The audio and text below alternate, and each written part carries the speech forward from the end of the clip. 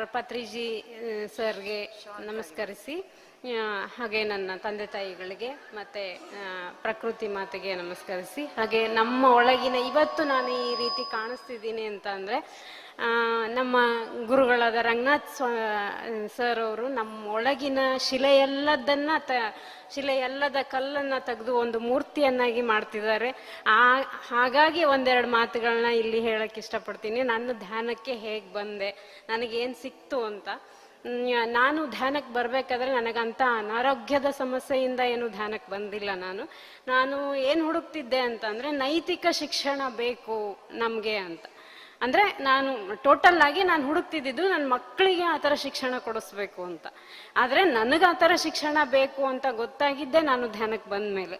ಅಂದರೆ ಬೇರೆಯವರಲ್ಲಿ ನಾನು ಹುಡುಕೋದು, ಆಮೇಲೆ ನನ್ನೊಳಗೆ ನನಗೆ ಈ ಜ್ಞಾನಕ್ಕೆ ಬಂದಾಗ 3 ವಿಷಯ, ಒಂದು ಓದು, ಇನ್ನೊಂದು ಕೆಲಸ, ಇನ್ನೊಂದು ಮದುವೆ. ಈ 3 ವಿಷಯದಲ್ಲಿ ಸಜೆಷನ್ ಯಾರದೇ ತಗೊಳ್ಳಿ, ತೀರ್ಮಾನ ನಂದೇ ಆಗಿರಬೇಕು ಅನ್ನೋದು.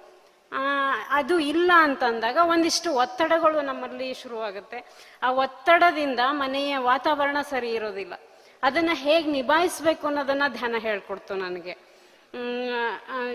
ಮೊದಲನೇದಾಗಿ ಬೇರೆಯವರಲ್ಲಿ ನಾನು ಹಿಂಗಿರ್ಬೇಕಿತ್ತು, ನನಗೆ ತಂದೆ ತಾಯಿನ ದೂಷಣೆ ಮಾಡೋದು ಯಾವಾಗಲೂ, ನೀವು ನನಗೆ ಅದು ಮಾಡಲಿಲ್ಲ ಇದು ಮಾಡಲಿಲ್ಲ ಅಂತ. ಆದರೆ ನನಗೆ ಧ್ಯಾನಕ್ಕೆ ಬಂದ ಮೇಲೆ ಗೊತ್ತಾಗಿದ್ದು ನನ್ನ ಸೃಷ್ಟಿಕರ್ತೆ ನಾನೇ. ನಾನಿವತ್ತು ಏನಾಗಿದ್ದೀನೋ, ನಾನು ಏನು ತಗೊಂಡ್ಬಂದಿದ್ದೀನೋ ಅದನ್ನು ಏನಾಗಿದ್ದೀನೋ ಅದನ್ನು ನಾನೇ ತಗೊಂಡು ಬಂದಿರ್ತೀನಿ.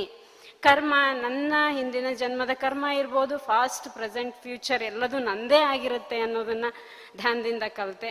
ಹಾಗಾಗಿ ಇವತ್ತು ನಾನು ಧ್ಯಾನ ಮಾಡ್ತಿರೋದ್ರಿಂದ, ನನಗೊಂದಷ್ಟು ಜ್ಞಾನ ಸಿಕ್ಕಿರೋದ್ರಿಂದ ನನ್ನ ಮನೆ ಬರೇ ಮನೆಯಾಗಿ ಕಾಣಿಸ್ತಿಲ್ಲ, ನನಗೆ ಒಂದು ದೇವಾಲಯ ಆಗಿದೆ ಅಂತ ಹೇಳೋದಕ್ಕೆ ಇಷ್ಟಪಡ್ತೀನಿ. ಇಷ್ಟು ಹೇಳೋದಕ್ಕೆ ಅವಕಾಶ ಕೊಟ್ಟಿರೋ ಎಲ್ಲರಿಗೂ ಮತ್ತೊಮ್ಮೆ ನಮಸ್ಕರಿಸ್ತೇನೆ. ಧನ್ಯವಾದಗಳು.